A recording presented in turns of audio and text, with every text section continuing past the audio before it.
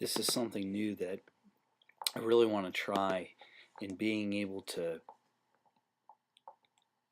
prepare the people on Sunday mornings that attend Newtown United Methodist. I want to be able to share with you just some thoughts that I have as I go through preparing the message for the week. And as I've taken time to really be able to sit down and dig into what we're going to be looking at this week, I just wanted to share some thoughts for those of you who are watching this that don't regularly attend Newtown United Methodist. We invite you to be able to come and join us.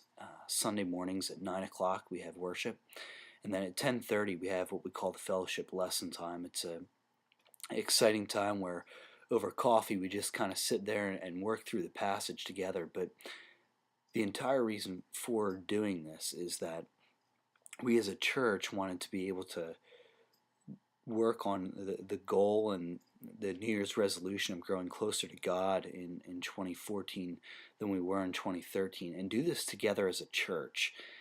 Christianity was not created or born into with the idea of it being individualistic. It's meant to be done in community.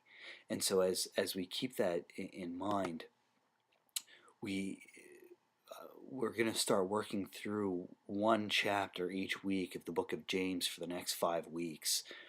And as we get ready to do this, I just wanted to give everyone in a short 3-minute video here the opportunity to be able to understand what we're thinking about.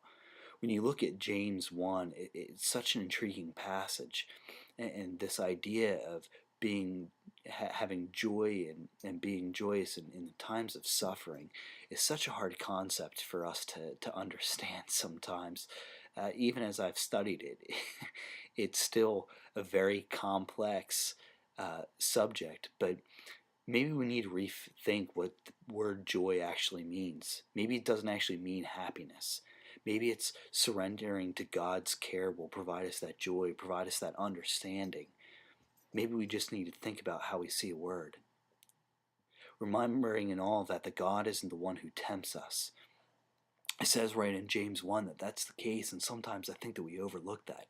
Maybe even in the Lord's Prayer, instead of saying, lead us not into temptation, say, yield us away from temptation. Maybe that's what it's actually saying.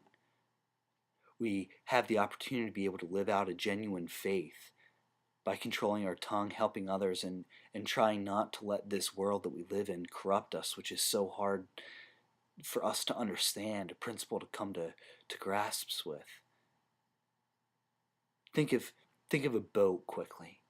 Think of the rudder, this tiny piece that the driver of the boat controls. They control every aspect of it. Think about that. That one little piece controls the entire direction of the boat. And that's what your tongue is. We'll talk more about it on Sunday, but just something to think about over the next couple of days after you've watched this is, what are you using your tongue for? Maybe we need to watch what we're saying, because your tongue is the exact same thing as that rudder. Your tongue can build up someone's character, or it can slander someone's character. It can do so much good for other people, or at the same time, it can completely destroy people. So think this week, what are you using your tongue for? Is it directing your boat, your life in the right direction? Join us at Newtown United Methodist on Sunday at 9 a.m. to be able to find out a little bit more. Blessings.